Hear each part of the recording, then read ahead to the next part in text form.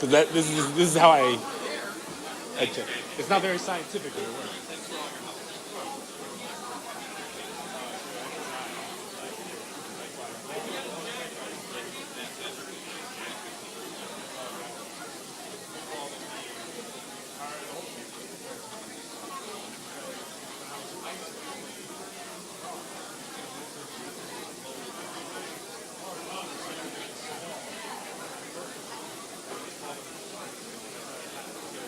Very, very, close and efficient. Yeah, effective. Yeah.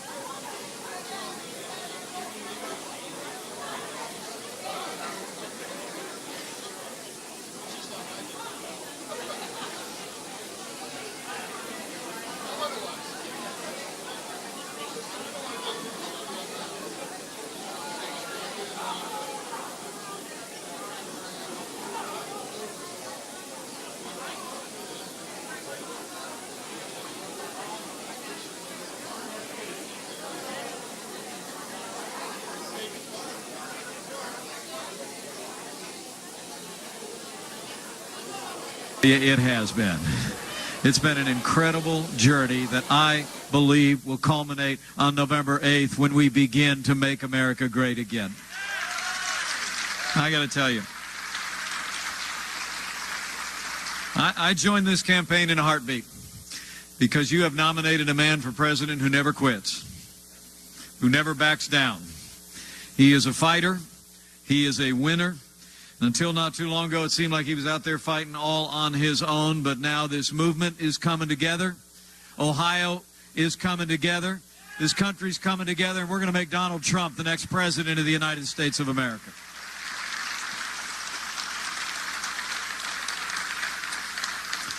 You know, we've gotten to know Donald Trump and his family over the last 3 months, and as people ask me all the time, what is it about Donald Trump? I'm from south of Highway 40 over in Indiana, so we speak pretty plainly there. So I tell people, just Donald Trump just gets it. You know? I mean, in a very real sense, he has given voice to the aspirations and frustrations of the American people like no one in my lifetime since Ronald Reagan. I mean, we live in a time when the American people are tired of being told. Am I right about that? I mean, we're tired of being told this is as good as it gets. And frankly, we're tired of being told by leaders in both political parties that they'll eventually get around to solving these big and intractable problems, but just not yet. We're frankly tired of being told, as Ronald Reagan said so many years ago, that a little intellectual elite in a far distant capital can plan our lives better for us than we can plan them for ourselves. The truth is, Donald Trump hears that voice of the American people. He literally embodies the spirit of America. Strong, freedom-loving, independent, optimistic, and willing to fight every day for the ideals of this nation and for the American people. And he's going to make a great president of the United States. You saw that willingness to fight in Vegas just the other night, didn't you? When he beat Hillary Clinton in the third debate, hands down. I'm going to talk a little bit about that debate this morning. It was very informative. I got to give Chris Wallace a lot of credit, because he really asked the kind of questions the American people wanted to hear answers to. Not that they got too many of them, but we'll talk a little bit before I take my leave about some of the answers that we heard were incredibly illuminating. You know, we actually had a little debate of our own in Farmville, Virginia, against my opponent in the vice presidential contest. I want to apologize. We're running a little bit late this morning because we stopped for breakfast once we landed in Columbus, and Senator Tim Kaine called to interrupt me 5 times during breakfast, and I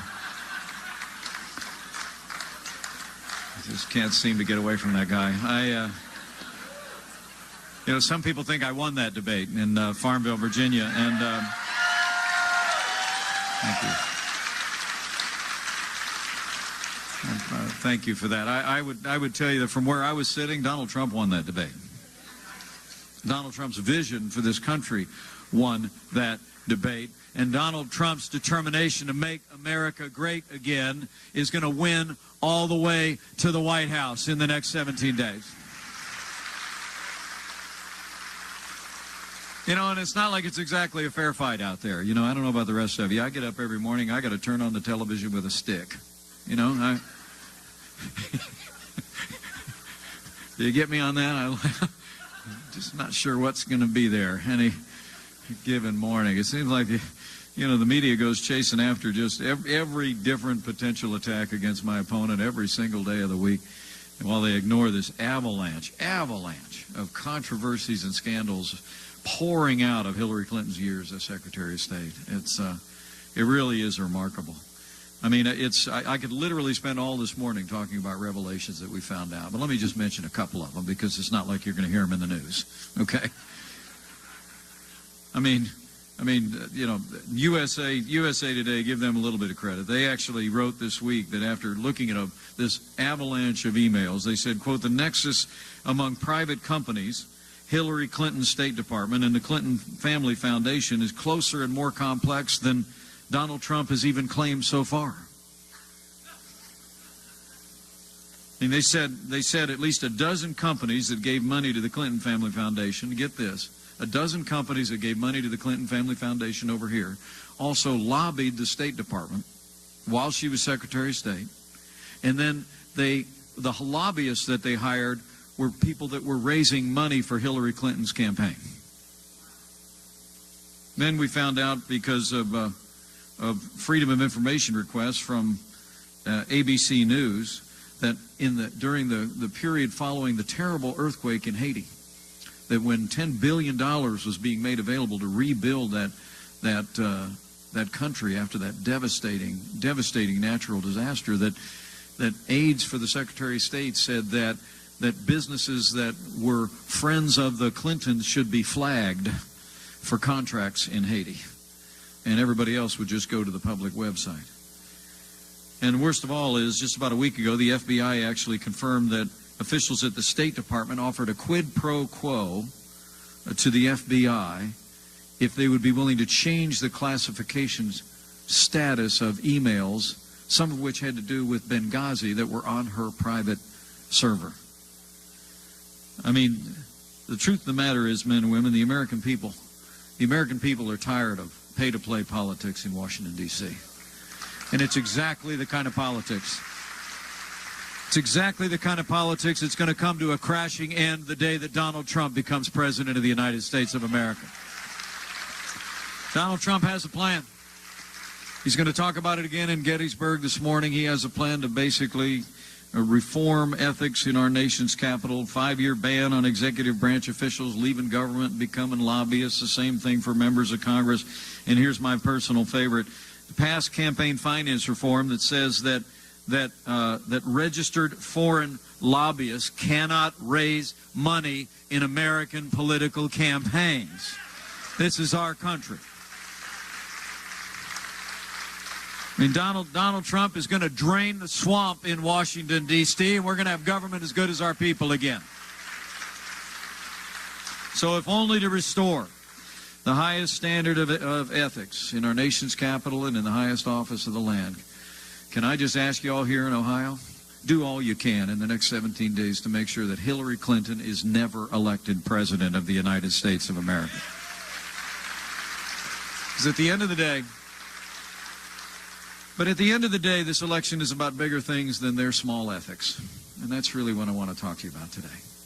Because in the 17 days that you have in front of you, I want you to reach out to neighbors and friends at worship and at work, over backyard fences, and I want you to talk to your neighbors about the big issues. I mean, we all know about these things swirling around the Democratic nominee, but I don't think we've paid enough careful attention to the issues of security and prosperity, and most especially to the Supreme Court of the United States of America. And I want to talk to you about those things this morning. On the subject of security, it's important to note, despite traveling millions of miles as our Secretary of State and being the architect of the Obama foreign policy, the world is more dangerous today than the day that Hillary Clinton became Secretary of State and Barack Obama became president. Our allies are less secure. Our enemies are more emboldened. 7.5 years of Barack Obama and Hillary Clinton's leadership on the foreign stage has weakened America's place in the world. All you need to do is look at a map of the wider Middle East to see civil war, unrest, the rise and reign and rule of ISIS overrunning vast areas that have been won by the American soldier in Operation Iraqi Freedom. You know, history teaches that weakness arouses evil. And I would submit to you that the record of this administration of leading from behind, moving red lines, feigning resets with Russia, is emblematic of that truth of history. It's important to remember that it was Hillary Clinton who initiated that disastrous agreement with the radical mullahs in Iran. The leading state sponsor of terrorism received $150 billion, including $1.7 billion in a ransom payment, $400 million of which arrived the day that they released 4 American hostages.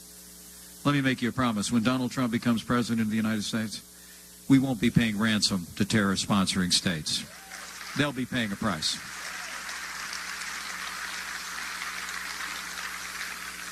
It was Hillary Clinton.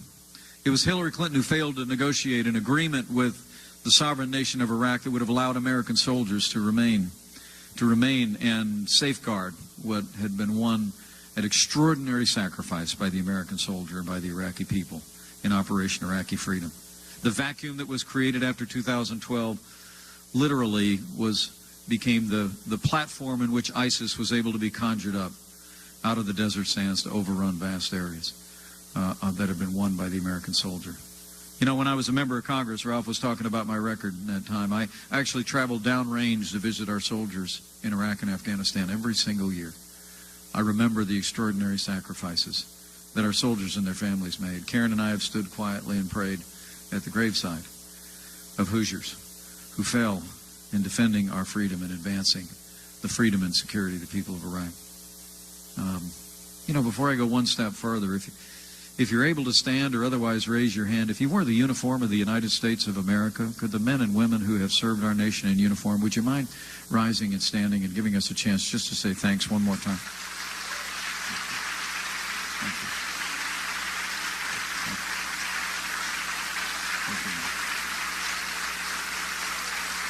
Thank you. Thanks for your service. I mean, the American soldier won the peace and security in Iraq by the end of 2008, and it literally was squandered by this administration. And today, as we stand here today, I encourage you to remember in prayer more than 5,000 special forces that are part of taking back Mosul, a community of over 1 million people that's having to be won back today because it was lost to ISIS in this administration. And lastly, it was Hillary Clinton and her State Department who left Americans in harm's way in Benghazi.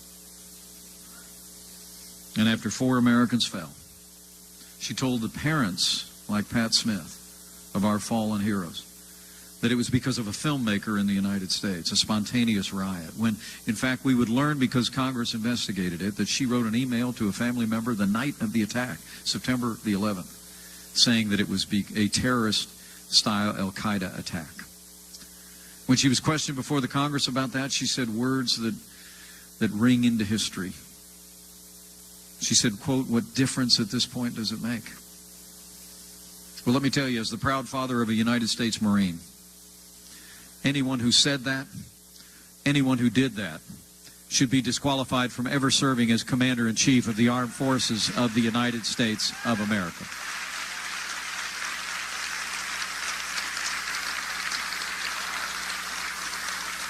We cannot have 4 more years apologizing to our enemies and abandoning our friends. We cannot have 4 more years with the kind of military cutbacks that have left us with the lowest troop level since 1940, the smallest number of ships since 1916, Marine Corps battalions hollowed out, down from 36 battalions to 23. Men and women, for the world to be safe, for the American people to be secure, America must be strong. And Donald Trump will lead on the world stage with American strength. We will rebuild our military. We will restore the arsenal of democracy. We will rebuild the American Navy to 350 ships so we can protect our nation and ensure that the sea lanes around the world are open and secure. We will give our soldiers, sailors, airmen, and Marines the resources and training they need to accomplish their mission, and we will hunt down and destroy ISIS at its source, so that our nation and our allies will be secure. So it is about security. But it's not just security abroad, it's also safety here at home. You know, this is a very challenging time for men and women in law enforcement in this country. It seems like every time there's tragedy in the wake of law enforcement officers doing their jobs, there's some on the left and some in the national media who are willing to paint with a broad brush to be critical, to literally accuse the men and women in law enforcement of being a force for division in our country. Well, Donald Trump and I think different. We know men and women who serve in law enforcement are not a force for division in America. They are a force for good. They are the best of us. There's a lot of members of law enforcement who are here today. Would you mind just showing these members of the law enforcement community here in Ohio how much we appreciate the job that they and their families do to protect our families and serve our communities?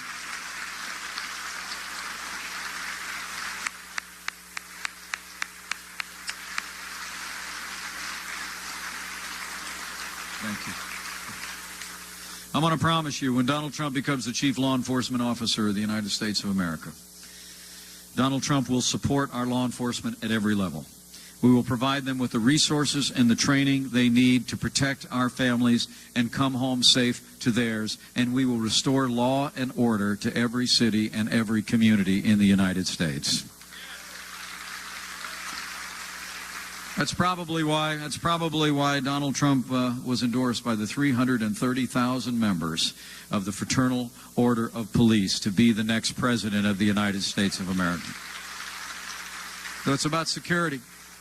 Security abroad and safety at home, but it's also about prosperity. You know, we're in the midst of the weakest economic recovery since the Great Depression. We have the lowest labor participation rate since the 1970s. Hillary Clinton's plan is more of the same. More taxes, more regulation, more Obamacare, more of the kind of war on energy that's been stifling American jobs. You know, they tell us this economy is the best we can do. Hang in there. That 1% economy is going to come around, right? But I think you people in the Buckeye State know a little bit better.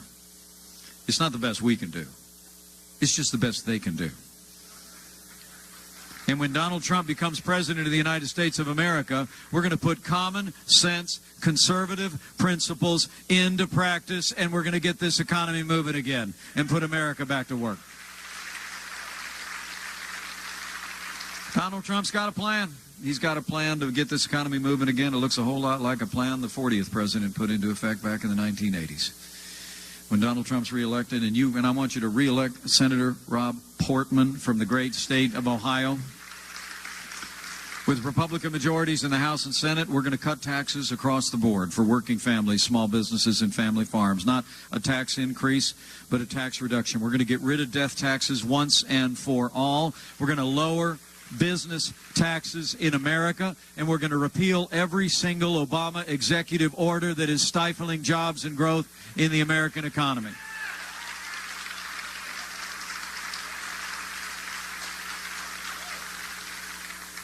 We're going to have the kind of trade deals that support jobs in America first.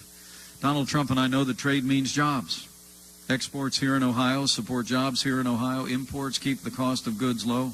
But we're going to make sure when Donald Trump becomes negotiator-in-chief that when trade means jobs, trade means American jobs first. And we're going to have the kind of deals that put the American economy at the top of the list. When Donald Trump becomes president of the United States, also we're going to, day one, the war on coal is going to come to a crashing halt. We're going to develop all the resources of this land. All of the above energy strategy that will drive an American renewal. And lastly, when Donald Trump becomes president of the United States, we're going to work with that reelected Congress, and we're going to pry off the back of the American economy that unaffordable Affordable Care Act.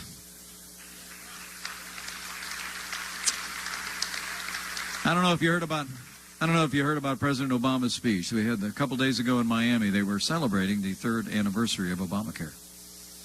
The launch of Obamacare. I was actually in the Congress when we fought against this thing. And every single one of us said that what's going to happen is the premiums are going to go up and coverage is going to go down, which is exactly what's happened, which is why former President Clinton said it's the craziest thing in the world the other day.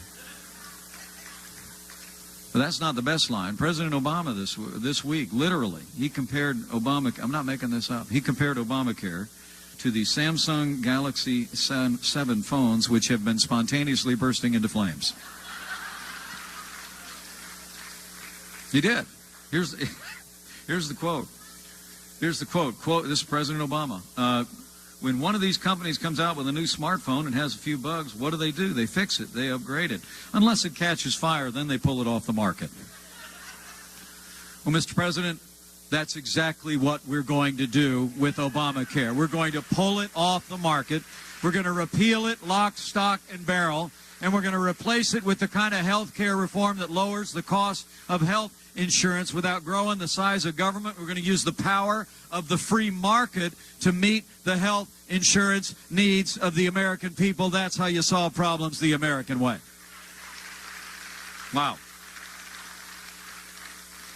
But finally, as we talk about security and we talk about prosperity, I expect you've come to this summit today to talk about the issues that bear upon our values.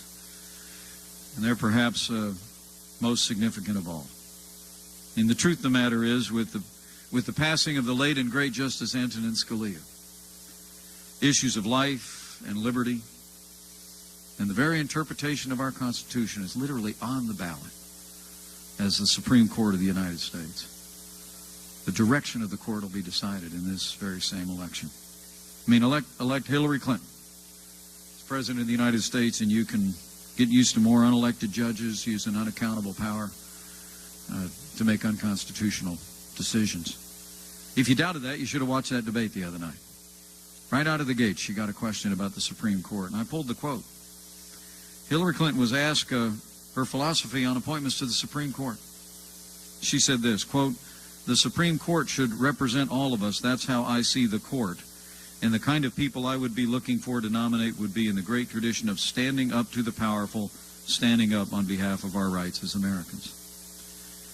Well, the Wall Street Journal actually wrote these words yesterday, and I can't say them any better. They wrote, "The Supreme Court doesn't or shouldn't represent anyone. It is the U.S. system. In the U.S. system, that's the job of the representative portions of our government. The purpose of the Supreme Court is to uphold the Constitution of the United States of America and strictly construe that Constitution and settle disputes." I have to tell you, the choice in this election with regard to the Supreme Court couldn't be more dramatic. Elect Hillary Clinton, and you will have an activist court legislating from the bench.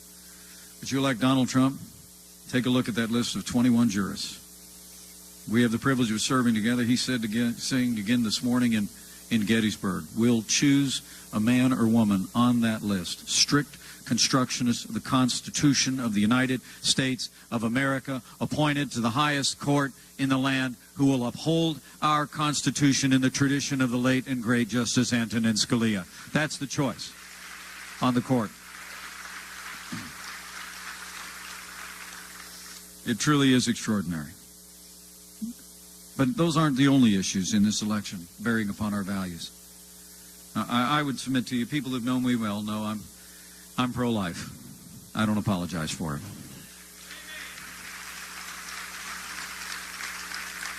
I think a society can be judged by how it deals with its most vulnerable: the aged, the infirm, the disabled, and the unborn. I was so proud to see my running mate this last Wednesday in Las Vegas take the position I've taken for a long time. I long to see the day that Roe versus Wade is sent to the ash heap of history where it belongs.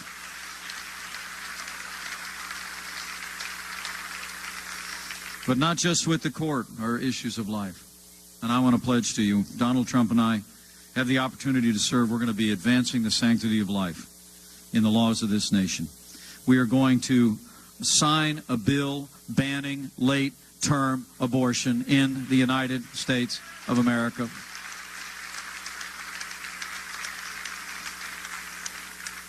The Late-Term Abortion Child Pain Act will be signed by President Trump. We will also uphold the historic ban on public funding of abortion. The Hyde Amendment will become permanent law in a Trump-Pence administration. And Donald Trump and I believe that the largest abortion provider in America should not be the largest recipient of federal funding under Title X, and we will defund Planned Parenthood and redirect those dollars to women's health care services that don't also provide abortion. Men and women, it's about the Supreme Court. It's about life. But it's also about our fundamental liberties. You know, there's a great story about Donald Trump. It was about 6 months ago, maybe longer. I think Ralph Reed was actually at this meeting. But he was meeting with a group of pastors, and they'd expressed their support for the vision that I just described for you about security and prosperity and the sanctity of life. And Donald looked at him, as he invariably does, and he asked for the order. He said, well, can you go back and can you just tell your congregations that you're for me? And several of them kind of looked down and said, well, actually, no, we can't.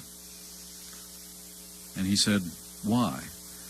And they explained to him a law that's been in place since the 1950s. It's the Johnson Amendment. It was added by a Senator, Lyndon Johnson.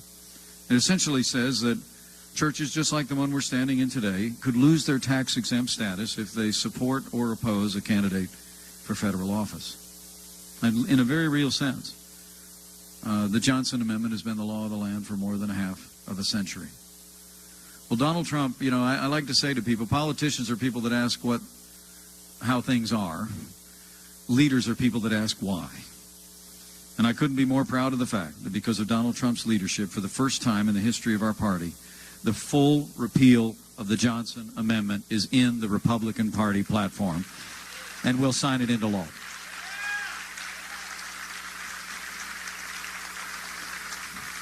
And this is not a small matter. You know, I studied American history as an undergraduate, and I've got a lifelong love of the study of the American founding and the great progress of this country. You know, if you think of the voice of faith throughout the history of this country, I mean, most of the most powerful speeches given for independence in the American founding were actually sermons that were then distributed as pamphlets.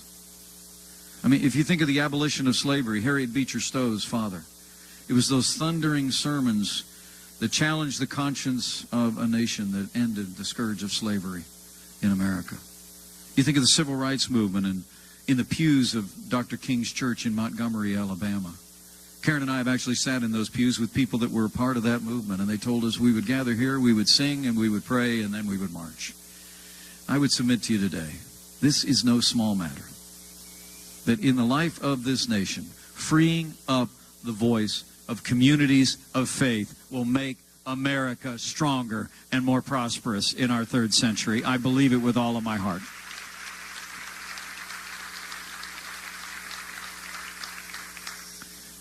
So let me just simply close, and thank you for your patience this morning. I know I've been a little chatty. Thank you for letting me come and share from my heart, because we have 17 days. Ohio always looms large in national elections. You know, we over in Indiana looking a little bit jealous from time to time.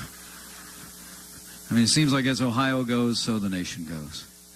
And I'm incredibly proud of the fact that a recent national poll, the third one in a row, came out, and Donald Trump is leading in the race for president and leading in the state of Ohio.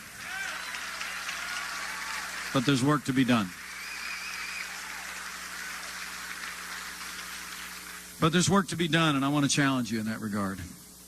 First off, I want to challenge you to go tell somebody. I mean, the truth of the matter is, you know, I mentioned earlier, you know, it's like 2-on-1 every day with the national media doing half of Hillary Clinton's work for her. But the amazing thing is this movement continues to grow. I'll be in Cleveland tonight with Donald Trump. So far, we're expecting nearly 10,000 people. There'll probably be another 5,000 that won't be able to get in the door. I mean, the enthusiasm, momentum of this movement is very humbling. It's humbling to him as well. I remember when we were in a small town here in Ohio on Labor Day, and we pulled into a fairgrounds where there wasn't even a rally, there wasn't even an organized event. Some 50,000 Buckeyes had all come out just to give a wave or give a thumbs up or wear a red hat to encourage the next president of the United States. It's truly humbling. And at those moments, Donald will invariably look at me and he'll say, remember, Mike, this is not about me and it's not about us. He said, this is a movement of the American people, and the American people are going to make America great again. That's what's going to happen here. But you got to tell somebody. You got to tell somebody. You got to leave here today and you got to tell people. And you know, I can't help but think of some words that Ronald Reagan said at the National Association of Evangelicals back in the 1980s. He said words that I think resonate today. He said, quote, I urge you to beware the temptation of pride, the temptation of blithely declaring yourselves above it all and label both sides equally at fault. Close quote. I mean, when we're talking to people in our communities of faith, I think laying out the choice in this election, security and prosperity and values, it's imperative for every single one of us to do that, because it's just that important in the life of the nation. Secondly, I encourage you to be involved. In the 17 days that remain, if you got one of those good-looking red hats, don't take it off. Sleep in that thing. go out and get involved in the campaign. If you're not out yet knocking on doors, if you're not somewhere sitting and making some phone calls, I was in New Hampshire yesterday, stopped by a call center. I'm going to do one in Ohio today. I mean, the people that are in there literally making thousands of phone calls. I mean, when neighbors hear from neighbors and friends hear from friends, that's what makes all the difference. And I know the media has been very critical of my running mate for suggesting that voter fraud ever happens in this country. But I would encourage you, if you're coming to an event like this, if you're concerned about the future of the country and you haven't yet signed up to respectfully participate on polling day, on election day itself, and ensuring the integrity of the vote, I encourage you to do that as well. Our states govern and operate our elections, but the integrity of the vote is the bedrock of our democracy, and it's citizens participating and ensuring the integrity of that vote that always makes the difference. So let's make this election day not just a victory for our team, not just a victory for our movement. Let's make it a victory for American democracy by being involved every day and on election day.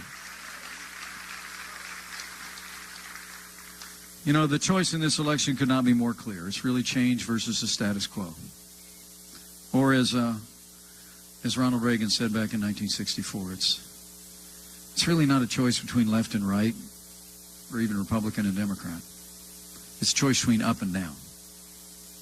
I mean, this is a choice. Think about it this way. When you go talk to your neighbors and friends, this is a choice between whether we're going to continue to go downhill to a weaker America on the world stage, a hollowed-out American military with receding influence on the world stage, a stifled American economy, an America walking farther and farther away from our most cherished constitutional ideals, or whether we're going to stop and plant our feet and turn around and march back up the hill to a stronger America at home and abroad, respected in the world, prosperous at home, and standing without apology on our highest constitutional ideals. That's the choice that we have in this election, men and women. And that's what you got to go tell people. Do I turn it up? Ladies and gentlemen, please welcome believers in the Lieutenant General retired Keith Kellogg.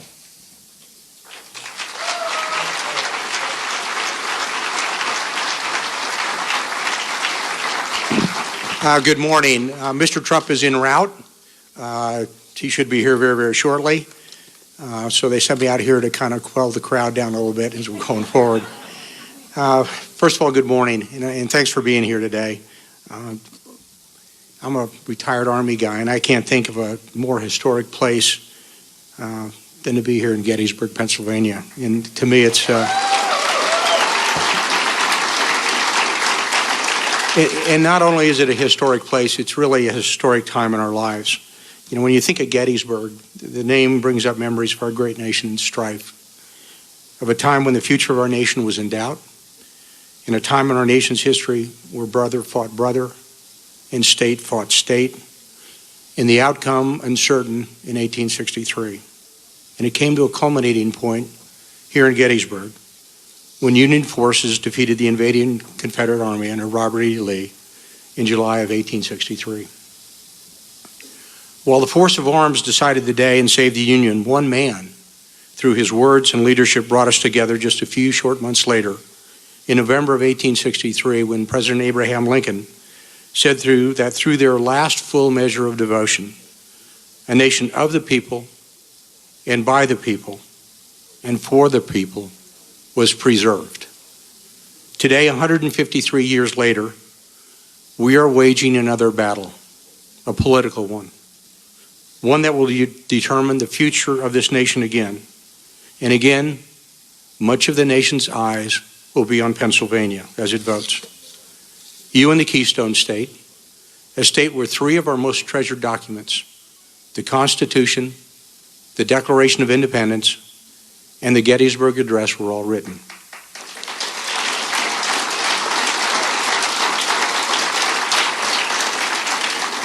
Pennsylvania, one of the three original colonies. And today, you hold a critical position in determining this nation's path again.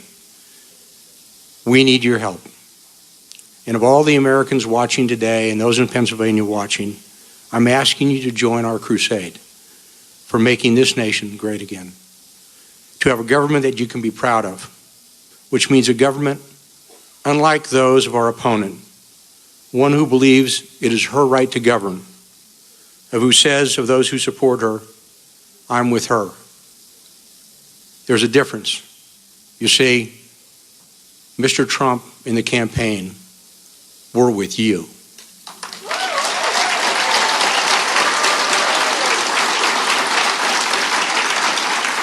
So you have a choice, and this nation has a choice. And the difference could not be more clear. From the Supreme Court, immigration, inner cities, jobs in our economy, trade, law enforcement, the differences are stark and they're very clear. The differences from belief in entitlement to one who realizes that the White House is the people's house and belongs to the people of Washington, Kansas, or Grand Junction, Colorado, are those of Gettysburg, Pennsylvania, and not the special interests of money, of elitism, of arrogance, or corruption found at the highest levels. We are at a crossroads of history. We will either have more of the same with establishment entitlement and sheer arrogance of power to a new direction that is focused on America first, her people first. And I am very proud to be part of that team, and you should be as well.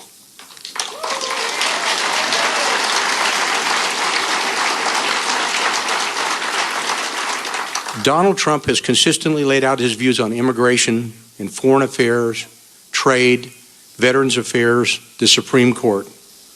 His campaign is one of ideas, of bringing the greatness out in our nation, and yet his efforts seem to be belittled by some. And the reason is because they are afraid. They are afraid that the self-entitled, the political elites, the special interests are all under attack. And they are. Because we intend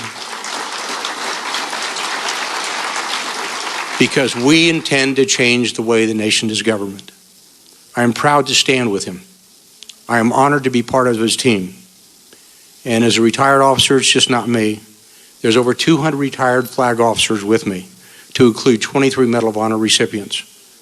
We know leadership, we know temperament, and we know what's in his heart. These are just not idle words from somebody like me, because many of us have skin in the game. We have sons, we have daughters, we have friends who serve in the military. My youngest son is a platoon leader in the 82nd Airborne Division. In just a few months,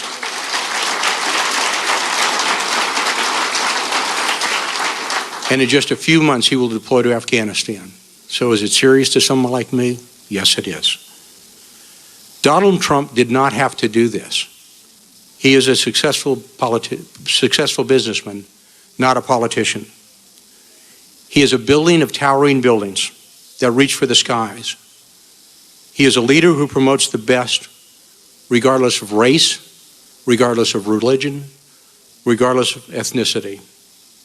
In his own way, Donald Trump challenges us to send him people to match those buildings that soar to the heavens. But we need your help. We are in a fight, and it is a fight that will determine the path of this nation for generations. It involves the Supreme Court, it involves our borders, it involves immigration, it involves economy, it involves jobs, it involves international trade and international affairs. And we are opposed by the same special interests in the overwhelming majority of the mainstream media, whether we like it or not. But the choice is clear. The choice to us is clear. If you like the past 8, 12, 16 years, then vote for her. If you believe this nation is better off with her views of you and this nation, then vote for her. But if you believe in this nation, if you believe in America first and in making America great again, your path is incredibly clear. And you need to commit yourselves for the next 3 weeks to elect Donald J. Trump, President of the United States.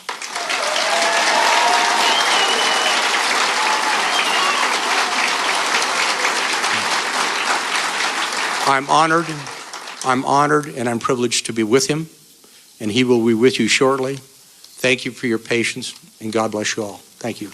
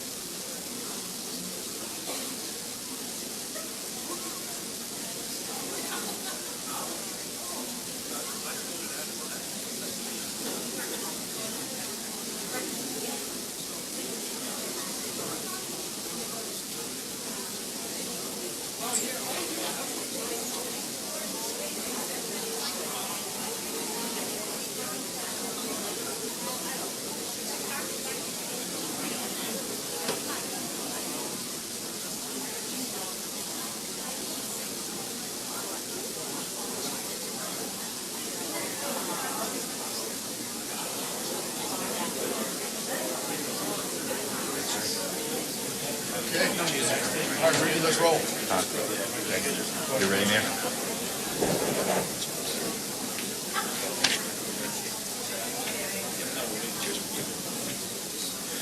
Ladies and gentlemen, please welcome America's Mayor, Rudy Giuliani.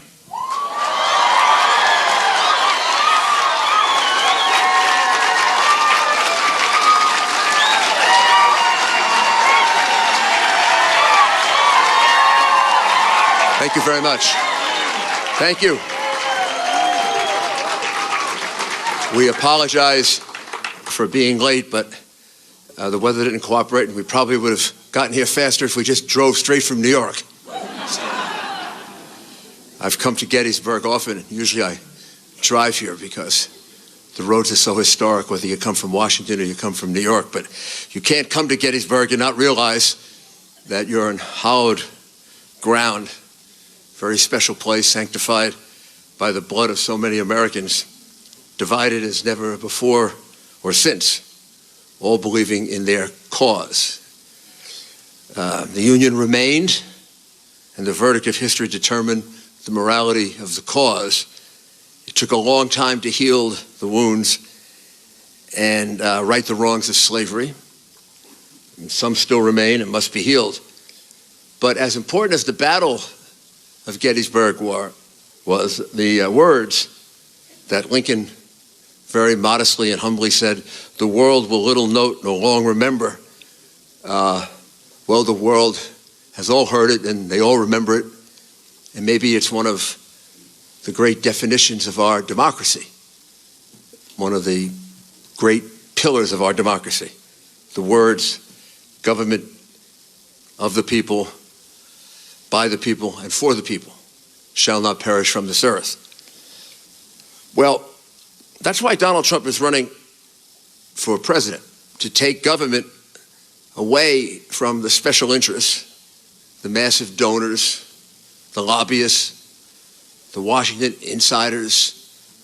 I don't know that I could call government right now of the people, for the people, and by the people. I think it's government of the lobbyists, the permanent politicians that are there forever, 30 years, 40 years, the big, gigantic, multinational corporations, and the unions that can donate enormous amounts of money. People are kind of down there somewhere. They get promised stuff and then the politicians don't deliver it. Then the people are upset. And we have this terrible feeling about all politicians, don't we? We look at the polls. How you're laughing? We look at the polls and I don't know who's rated worse, politicians or reporters. Pretty close. Way down, huh?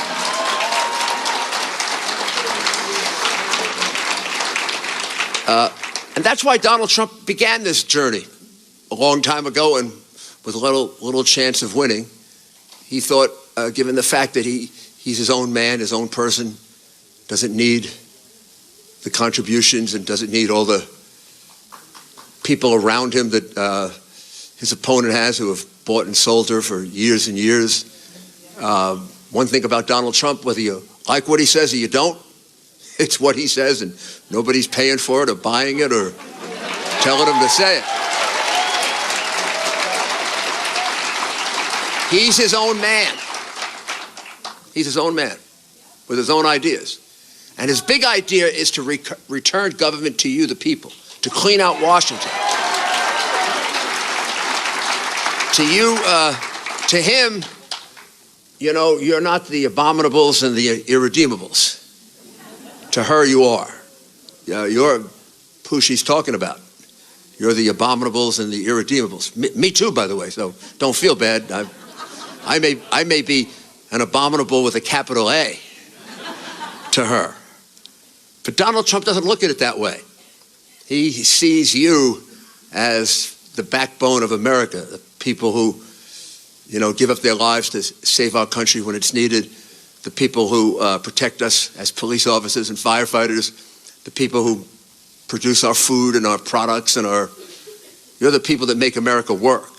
You're the real heart of America, not the people sitting in the ivory tower thinking all day. Sometimes they think so much, they come up with very stupid thoughts. Donald Trump is running to clean those people out. They've been in Washington for too long, and he's come here. He's come here actually to, and he could think of no more appropriate place to do it, to lay out a contract with you as to what he's going to achieve in his first 100 days along the road of returning the government to the people. Very specific, the things that he's going to do to turn this government around and finally clean it out so that it works for you the way Abraham Lincoln believed so nobly so many years ago when he spoke here. So thank you very much.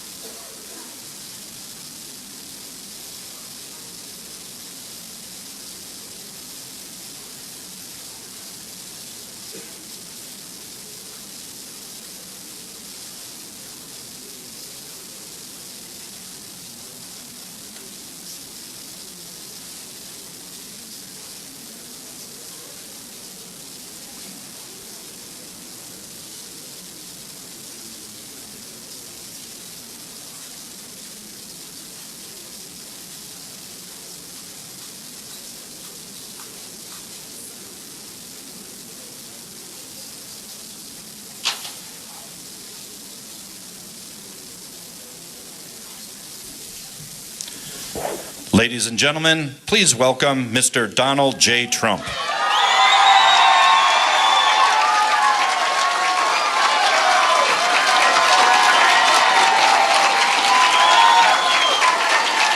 Thank you.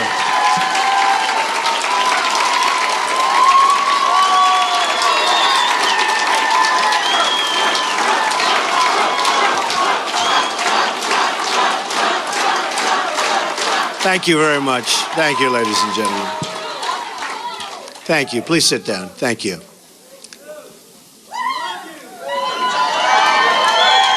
Thank you. It's my privilege to be here in Gettysburg, hallowed ground where so many lives were given in service to freedom. Amazing place.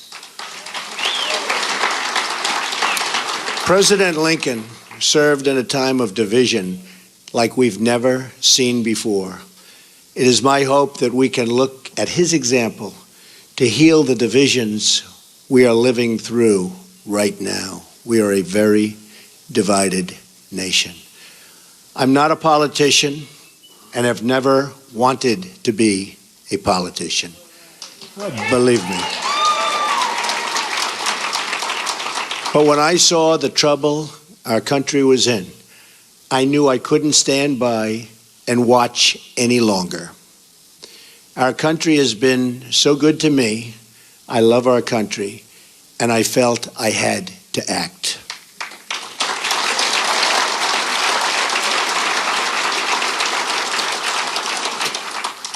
I've seen the system up close and personal for many years. I've been a major part of it. I know how the game works in Washington and on Wall Street, and I know how they've rigged the rules of the game against everyday Americans. The rules are rigged. Nearly 1 in 4 Americans in their prime earning years isn't even working. 1 in 5 households have no one with a job. 45 million Americans are on food stamps, and 47 million are living in poverty. We have failed our inner cities, and in so doing, have failed our African American and Hispanic communities. We've misguided military adventures overseas and wars that go on forever that just cannot be won by the people that are doing it now. They don't know how to win the wars. At home, we have our great veterans dying while waiting for medical care.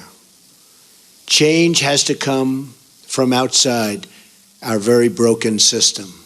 Our system is broken. The fact that Washington and the Washington establishment has tried so hard to stop our campaign is only more proof that our campaign represents the kind of change that only arrives once in a lifetime.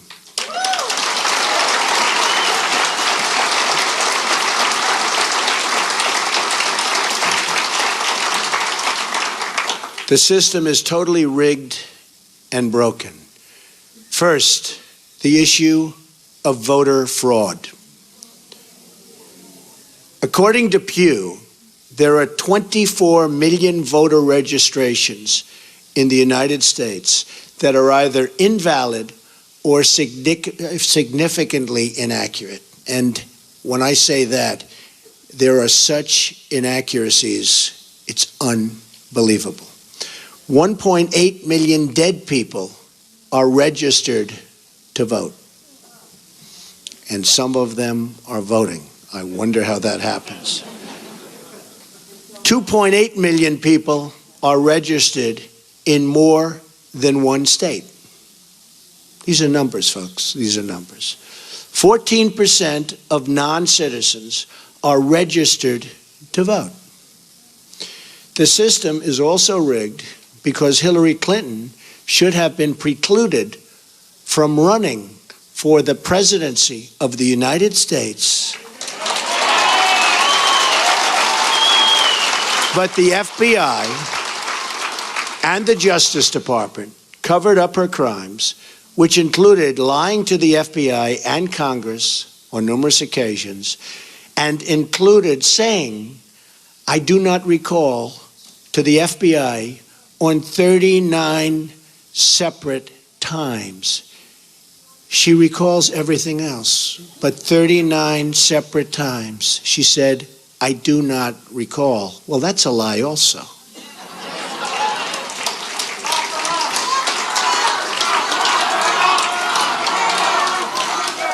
Then there is the deletion of at least 33,000 emails after receiving a subpoena from the United States Congress. That's after receiving the subpoena. As an example, it was announced this week that the highly respected four-star general, James Cartwright, may be sentenced to up to 5 years in prison with a massive fine for lying on one occasion to the FBI. And he said he did that for national security reasons. Highly respected man, a four-star general. This took place 2 days ago. How must he feel? A big part of the rigging of this election is the fact that Hillary is being allowed to run despite having broken so many laws on so many different occasions. Why is she allowed to run?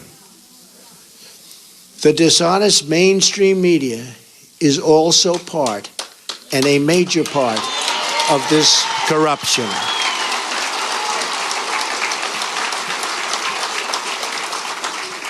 They're corrupt. They lie and fabricate stories to make a candidate that is not their preferred choice look as bad and even dangerous as possible. At my rallies, they never show or talk about the massive crowd size and try to diminish all of our events. On the other hand, they don't show the small size of Hillary's crowds, but in fact, talk about how many people are there. Very small crowds. You know it, they know it, everybody knows it. Over the last 2 days, 3 highly respected national polls said we're in first place.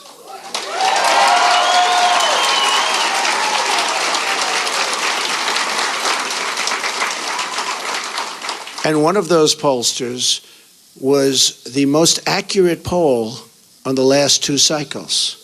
But the media refuses to even say it or put that word out. They refuse to talk about it. They're trying desperately to suppress my vote and the voice of the American people. As an example of the power structure I'm fighting, AT&T is buying Time Warner and thus CNN, a deal we will not approve in my administration because it's too much concentration of power in the hands of too few.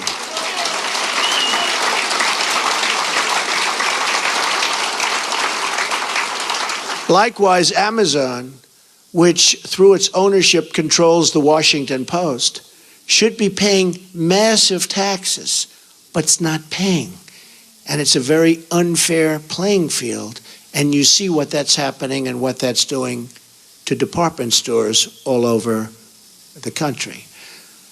Very, very unfair. And you're talking about billions and billions of dollars. They should be paying those taxes. Additionally, Comcast's purchase of NBC concentrates far too much power in one massive entity that is trying to tell the voters what to think and what to do. Deals like this destroy democracy. And we'll look at breaking that deal up and other deals like that. This should never, ever have been approved in the first place. They're trying to poison the mind of the American voter. Every woman lied when they came forward to hurt my campaign. Total fabrication. The events never happened. Never. All of these liars will be sued after the election is over.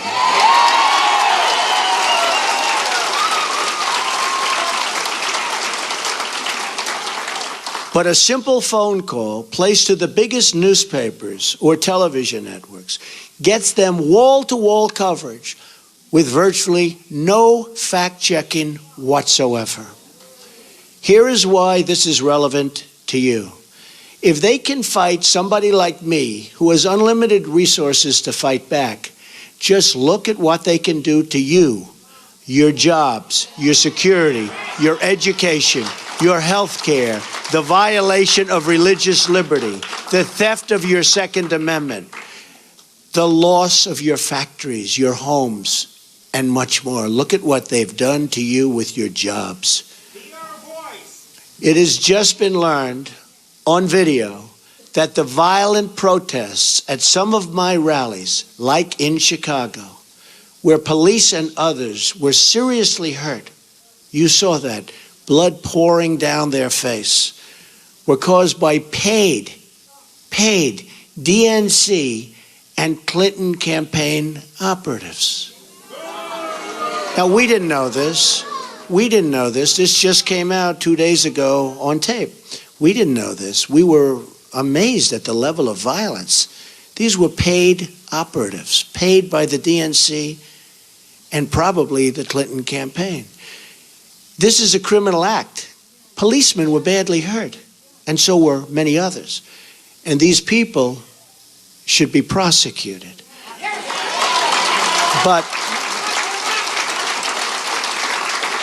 But because of the rigged system, they probably won't be. Just like we found out about these paid violent protesters, it was probably the DNC and the Clinton campaign that put forward these liars with their fabricated stories. But we'll find out about their involvement at a later date through litigation, and I look so forward to doing it. The rigging of the system is designed for one reason: to keep the corrupt establishment and special interests in power at your expense, at everybody's expense. I have no special interest but you, the American voter.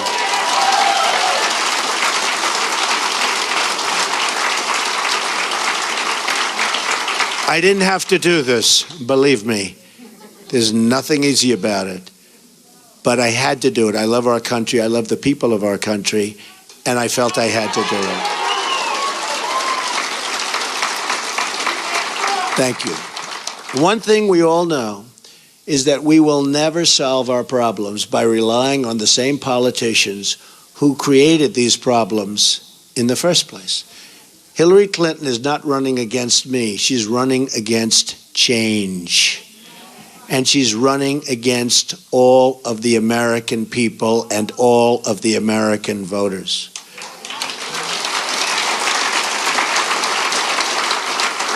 We now find ourselves at that very special fork in the road.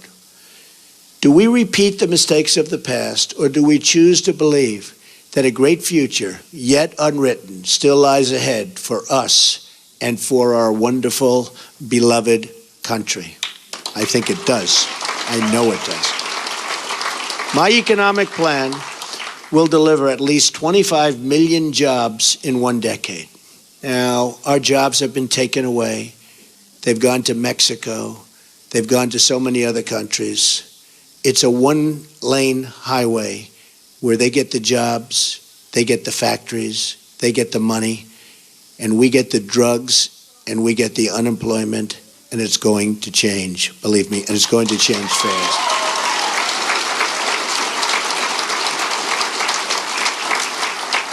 And that goes for all countries. When you look at China, when you look at every country, every trade deal we have is horrible. And we should be ashamed of our people and the people that let those deals happen. They're defective, and they knew they were defective. And they were done for a reason. And believe me, they will be unwound so fast. And we will have trade. We will have great trade. And it'll be free trade. But it'll be fair trade, and it'll be real. My security plan, so important. They've taken the jobs from us. My security plan will bring safety to our poorest communities.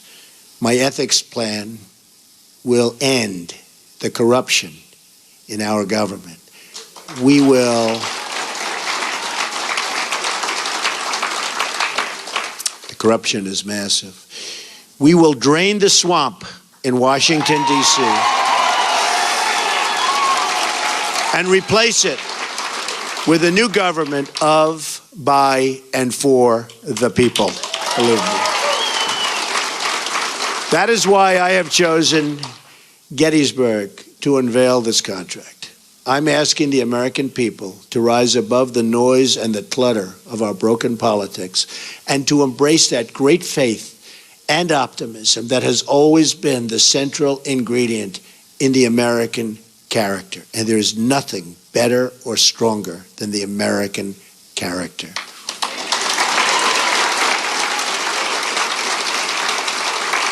I am asking the American people to dream big once again. What follows is my 100-day action plan to make America great again. It's a contract between Donald J. Trump and the American voter, and it begins with bringing honesty, accountability, and change to Washington, D.C.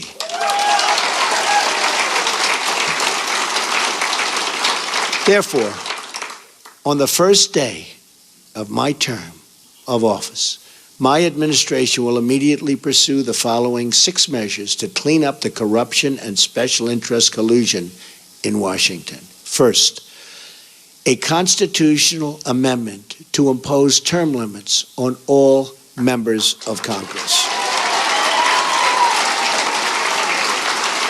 Second, a hiring freeze on all federal employees to reduce federal workforce through attrition, exempting military, public safety, and public health.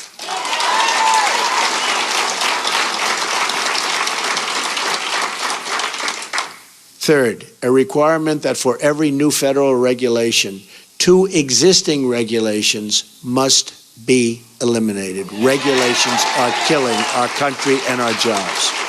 Fourth, a 5-year ban on White House and congressional officials becoming lobbyists after they leave government service, making a fortune. Fifth, a lifetime ban on White House officials lobbying on behalf of a foreign government. Very bad. 6, a complete ban on foreign lobbyists raising money for American elections. That's what's happening. On the same day, I will begin taking strongly 7 actions to protect American workers.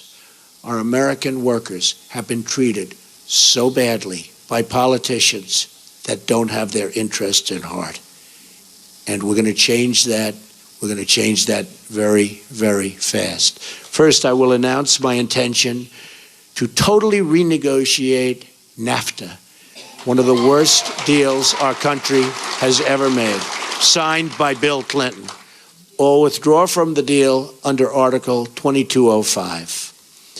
Second, I will announce our withdrawal from the Trans-Pacific Partnership, a potential disaster for our country. Third, I will direct my Secretary of the Treasury to label China a currency manipulator. China is a currency manipulator. What they have done to us by playing currency is very sad, and I don't blame them. They've been very smart. I blame our politicians for letting this take place. So easy to stop, so easy to stop. Fourth, I will direct the Secretary of Commerce and U.S. Trade Representative to identify all foreign trading abuses that unfairly impact American workers and direct them to use every tool under American and international law to end those abuses immediately.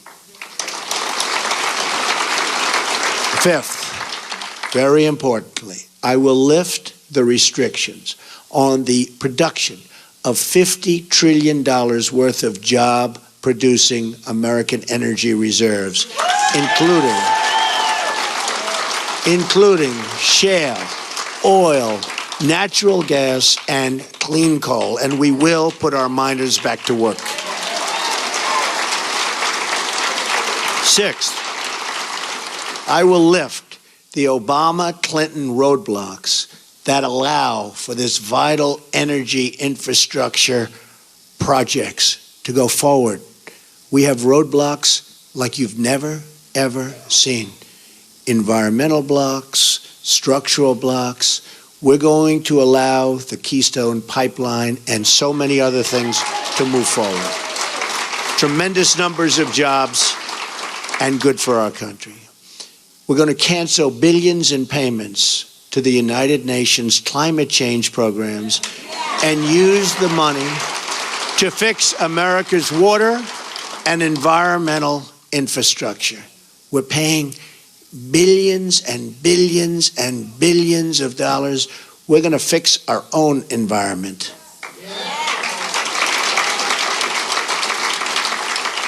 Additionally, on the first day, I will take the following 5 actions to restore security and constitutional rule of law. We have to do that. Cancel every unconstitutional executive action, memorandum, and order issued by President Obama.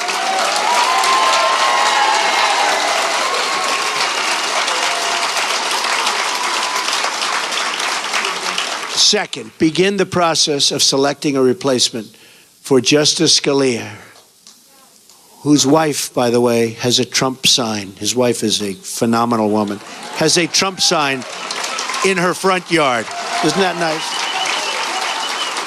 I just found that out this morning. Boom. Isn't that nice? He was great.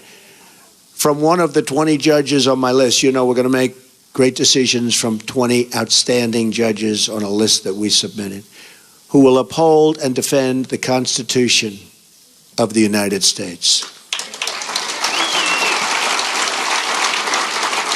Third, we will cancel all federal funding of sanctuary cities.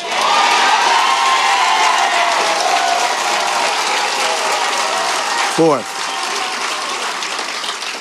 we will begin removing the more than 2 million criminal illegal immigrants from the country. These are drug dealers, gang heads, gang members, killers, and cancel visas to foreign countries that won't take them back.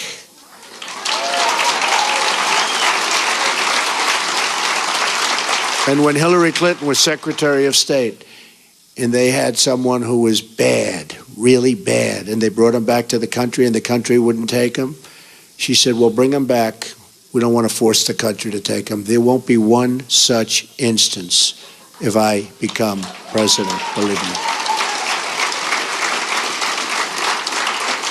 We're going to suspend immigration from terror-prone regions where vetting cannot safely occur.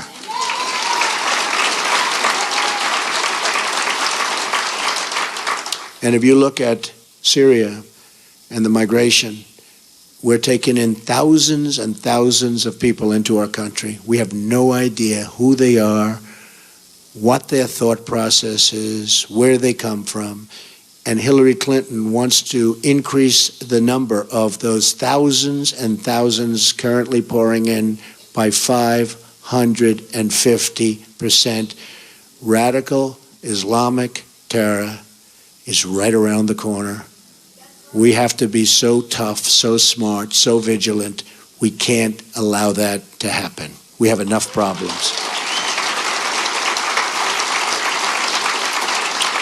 All vetting of people coming into our country will be considered extreme vetting. We will be very careful.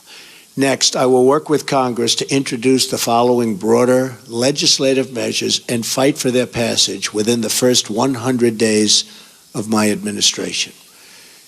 Middle Class Tax Relief and Simplification Act, an economic plan designed to grow the economy 4% per year and create at least 25 million new jobs through massive tax reduction and simplification in combination with trade reform, regulatory relief, and lifting the restrictions on American energy. Need that so badly. Jobs. We need jobs. Our jobs have left us. Our good jobs have really left us. The largest tax reductions are for the middle class, who have been forgotten. Called the forgotten man and woman. They have been forgotten. The middle class with family of 2 children will get basically approximately a 35% tax cut, and that's what they can use, and that money will go back into the economy.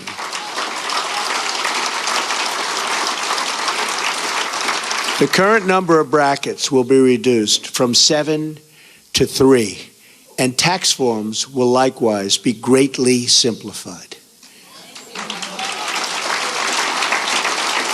The business rate will be lowered from 35% to 15%, and the trillions of dollars of American corporate money overseas can now be brought back at a 10% rate. It's stuck. We can't bring it back. $2.5 to $5 trillion. Companies can't get it back into the country. Some companies are actually leaving, not only because taxes are so high, but because they can't get their money, and they are actually leaving to get their money. We are going to simplify that. We're going to have them bring the money back into our country and use the money and spend the money on building our country.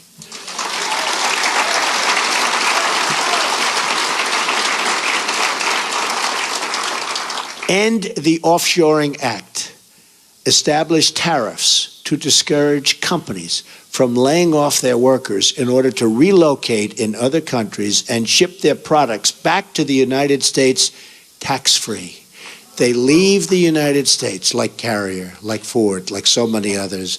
They leave the United States. They fire all of their employees. They go to Mexico or another country. They build a beautiful brand new plant. They hire other people. They then take their air conditioners, their cars, whatever they're making.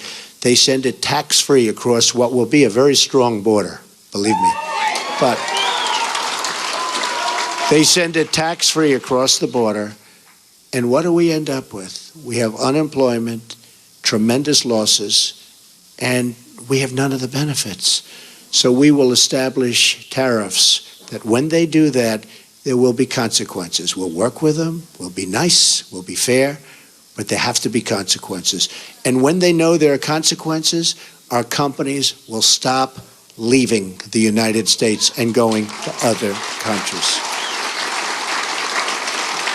The American Infrastructure Act leverages public-private partnerships and private investments through tax incentives to spur $1 trillion in infrastructure investment over the next 10 years. Our infrastructure is in such trouble.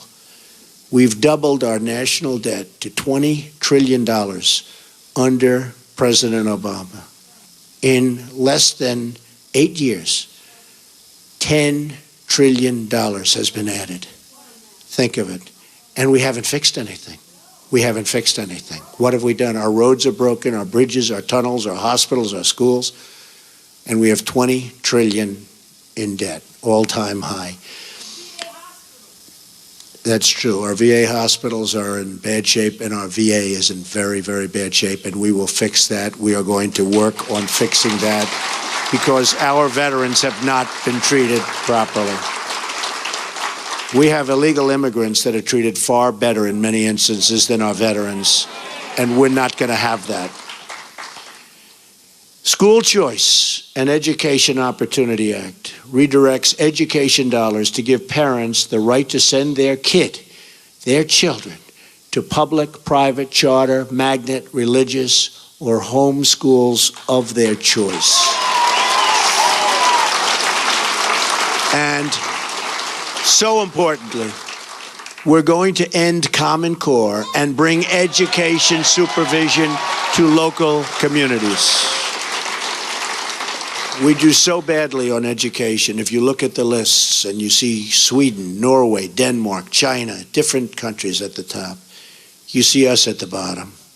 And yet, by far, per pupil, more money than anybody, and it's not even close. We spend more money per pupil than anybody, not even close. We're at the bottom of the list. Other countries spending far less per pupil are at the top of the list. So obviously, our current system is not working.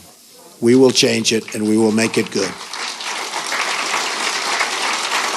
It expands vocational and technical education, which we've totally forgotten about in this country, and make 2- and 4-year colleges more affordable.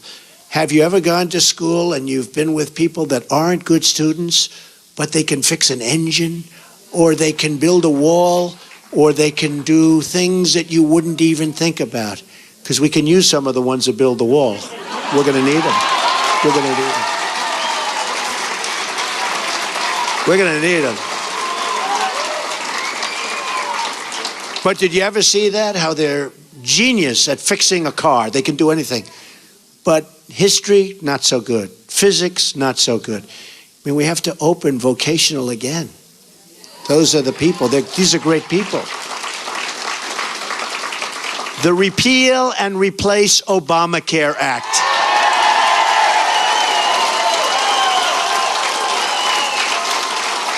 Fully repeal Obamacare and replace it with health savings accounts. So we can do that. The health savings accounts, it's one way. There are numerous ways, but this is one very good way. The ability to purchase health insurance across state lines, which we have to do because that's competition. The politicians won't let go of it because the insurance companies, they don't want competition. But we'll open it up. Believe me, we'll get rid of that. I've been saying it for years. And let states manage Medicaid funds. It will be so good. Reforms will also include cutting the red tape at the FDA. There are over 4,000 drugs awaiting approval, and we especially want to speed the approval of life-saving medications. I mean, they're looking at drugs that are looking very good, and you have terminal patients that it's over. These people, they're dying. They want to get the drug. They won't be living much longer. And we study it for years and years.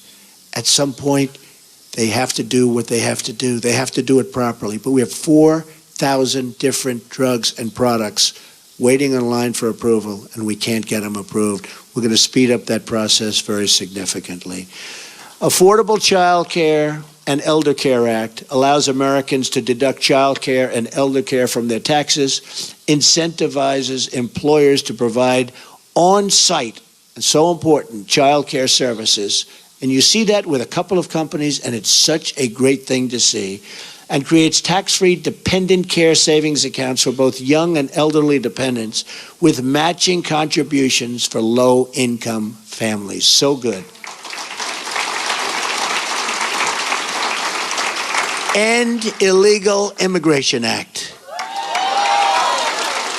Fully funds the construction of a wall on our southern border. Don't worry about it. Remember, I said Mexico's paying for the wall. With the full understanding that the country of Mexico will be reimbursing the United States for the full cost of such a wall, okay?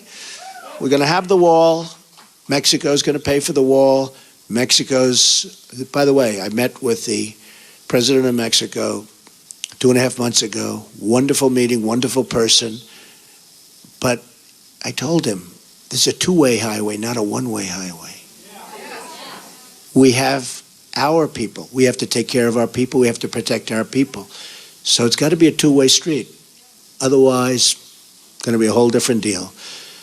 But it establishes a 2-year mandatory minimum federal prison sentence. This is people coming in illegally for illegally re-entering the United States after a previous deportation, and a 5-year mandatory minimum for illegally re-entering for those with felony convictions, multiple misdemeanor convictions, or 2 or more prior deportations. So when somebody comes in, we send them out. They come back in, they go to prison for quite a while.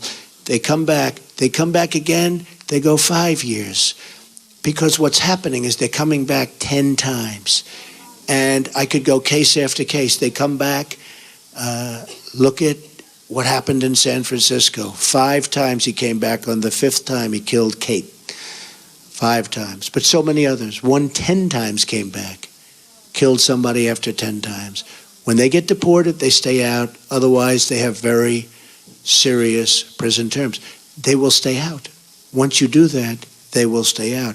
Right now, they have no consequence. They have no consequences. Also, reforms on visa rules to enhance penalties for overstaying and to ensure open jobs are offered to American workers first.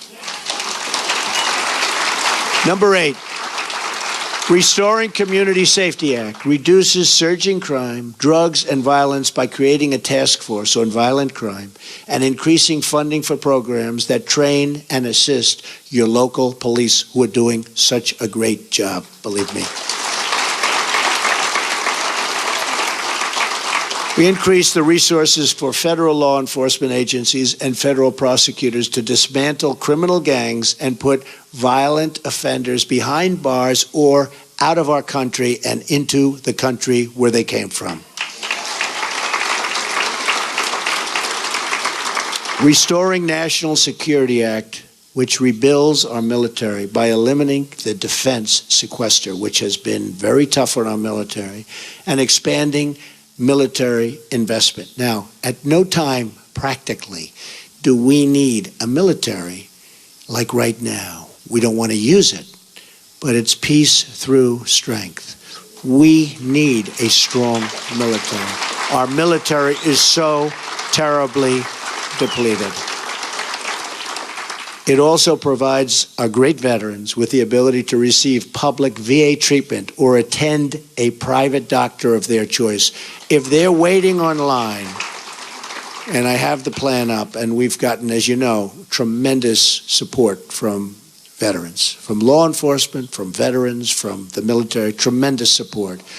But if they're waiting online, and you see it, 22 suicides a day, people don't even believe it, 22 a day. But if they're waiting online for 7 days, 6 days, 9 days, they can't get to see a doctor, and a simple procedure or a simple prescription can solve their problem, and they become very sick, and they die. They die waiting in line. We're going to give them the power to go across the street to a local doctor, a public hospital, or a private hospital, all looking to help and all looking to do business, and we'll pay the bill. So much cheaper, but much more importantly, the veterans will finally be taken care of properly, because what they're going through now is unacceptable.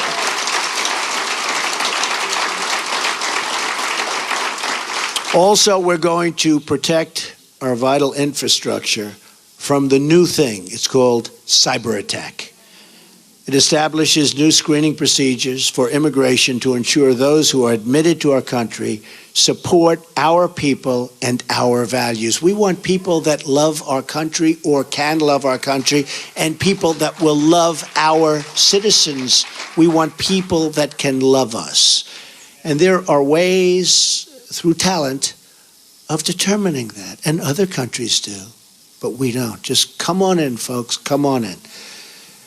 Clean Up Corruption in Washington Act enacts tough new ethic reforms to reduce the corrupting influence of special interests and donors on our politics. On November 8th, Americans will be voting for this 100-day plan to restore prosperity to our country, secure our communities, and honesty to our government. This is my pledge to you. And if we follow these steps, we will once more have a government of, by, and for the people. And importantly, we will make America great again. Believe me. Thank you. Thank you. Thank you very much. Thank you.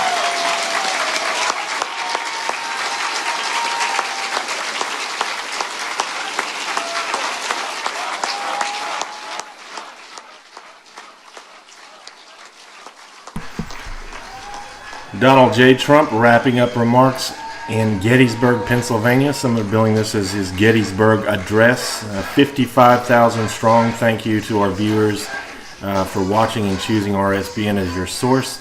I want to remind everybody that RSBN is live. Our crews are live today in Virginia Beach, Virginia, and also Cleveland, Ohio tonight. You can tune in and watch. Our cameras are the only one that shows the crowds. Remember that. We are completely supported by you, the viewer. So please support us at rsbn.tv/donate. We are going to be at every single Trump rally between now and the election. Every single one that we are at, we will be live streaming.